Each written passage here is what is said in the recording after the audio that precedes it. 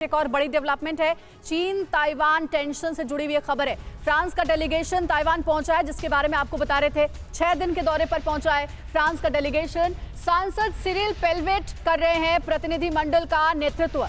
सुरक्षा समेत कई अहम मुद्दों पर फ्रांस ताइवान के साथ बातचीत करने वाला है।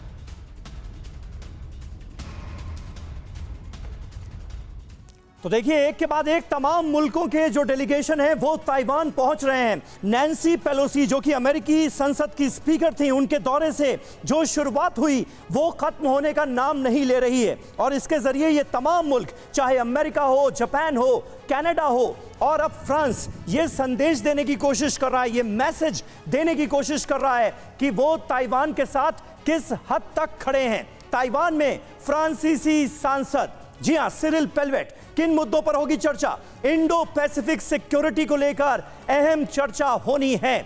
और फ्रांस इस दौरे के जरिए एक बहुत कड़ा मैसेज चीन को देने की कोशिश कर रहा है। Olivier Cadic, technology and innovation, इन मुद्दों पर इनके साथ होनी है चर्चा। एलन मार्क भी पहुंचे हैं, सप्लाई चेन सिक्योरिटी को लेकर इनसे बातचीत होगी। ताइवान में ये फ्रांसीसी सांसद मौजूद रहेंगे। इसके अलावा ब्रिगिट डेवेसा आपसी हितों पर, यानी फ्रांस और ताइवान के जो आपसी हित हैं उन मुद्दों से रिलेटेड चर्चा होगी। पियरे एंटोनी लेवी, इनसे भी आपसी हितों पर चर्चा होगी, यानी ताइवान और फ्रांस के जो संबंध हैं उनको लेकर बात होगी। बात तो होगी, लेकिन इस बात के साथ साथ, इस वार्ता के साथ साथ बहुत कड़ा मैसेज चीन को देने की कोशिश है। और यही वजह है कि जबरदस्त टेंशन में ड्रैगन नजर आ रहा है। करे तो करे क्या, इन दौरों को कैसे रोके, क्योंकि अब धमकियों का असर किसी पर होता नजर आ नहीं रहा है चीन की। 2 अगस्त नैन्सी पेलोसी ने ताइवान का दौरा किया, जिसका मैं जिक्र कर रहा था, और उसके बाद देखिए सिलसिला शुरू हो गया है। 14 अगस्त को 5 अमेरिकी सांसदों का एक डेलीगेशन ताइवान आया, तमाम धमकियों को नजरअंदाज करते हुए। 21 अगस्त इंडियाना के गवर्नर ने ताइपे का दौरा किया।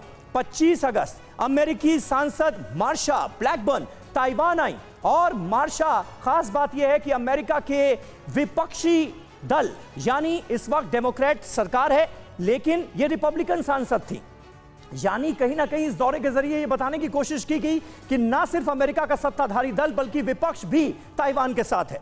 27 अगस्त पलाऊ की उपराष्ट्रपति ओडुच सेंगेबाऊ ताइवान आई और उन्होंने भी एकजुटता दिखाने की कोशिश की ताइवान से। इसके बाद ग्वाटेमाला के विदेश मंत्री का 5 दिनों का ताइवान दौरा होता है। एक के बाद एक लगातार तमाम बड़े नेता ताइवान पहुंच रहे हैं। 7 सितंबर को फ्रांस के 5 सांसदों का दल ताइवान आया हुआ है, जिसकी पूरी डिटेल आपको अंजलि दे रही थी। यानी इन दौरों को इतना आम कर दिया गया है, ताइवान में जो विदेशी डेलीगेशन पहुंच रहे हैं इनको इतना आम कर दिया गया है कि अब चीन उस पर सवाल ही ना उठा पाए। त्रिपाठी जी, किस तरह से इन दौरों को आप देखते हैं? और अब तो चीन का रुख अगर हम देखें तो हिम्मत ही नहीं जुटा पा रहा है धमकी देने की। समीर, बिल्कुल सही कहा आपने। सबसे बड़ा डर चीन को यही था पेलोसी के विजिट पर कि पता नहीं कितने और डेलीगेशन आगे आएंगे, और अगर इतने डेलीगेशन आगे आते रहे तो आगे चल करके हो सकता है ताइवान को ये लोग मान्यता देने की भी सोचें। लेकिन एक बात जो देखने लायक है, सबसे बड़ी वो ये है कि किसी ने ये नहीं कहा है कि वन चाइना पॉलिसी के अगेंस्ट किसी ने नहीं बोला है। सबने कहा है कि वन चाइना पॉलिसी को अभी भी वो मानते हैं, लेकिन स्टेटस को मेंटेन रखना चाहते हैं। यही ताइवान भी चाहता है। ताइवान में जो कुछ अभी जनमत संग्रह हुआ था पिछले महीने, उसमें 57% लोग चाहते थे कि स्टेटस को मेंटेन रहे। सिर्फ 22% या 23% थे जो न्यूट्रल थे। तो ऐसे अगर देखा जाए तो इन विजिट से बहुत बड़ा एक मोरल बूस्टिंग हो रही है ताइवान की, और जो मदद मिलने की है इसमें 2 चीजें हैं। इसमें इंटरेस्ट इन देशों का भी है, क्योंकि ताइवान स्टेट आपको पता है एक बहुत बिजी स्टेट है जिसमें कि इतनी ज्यादा इकोनॉमिक एक्टिविटी होती है। बिल्कुल, और इसमें उस पर आएंगे सर, बात करेंगे।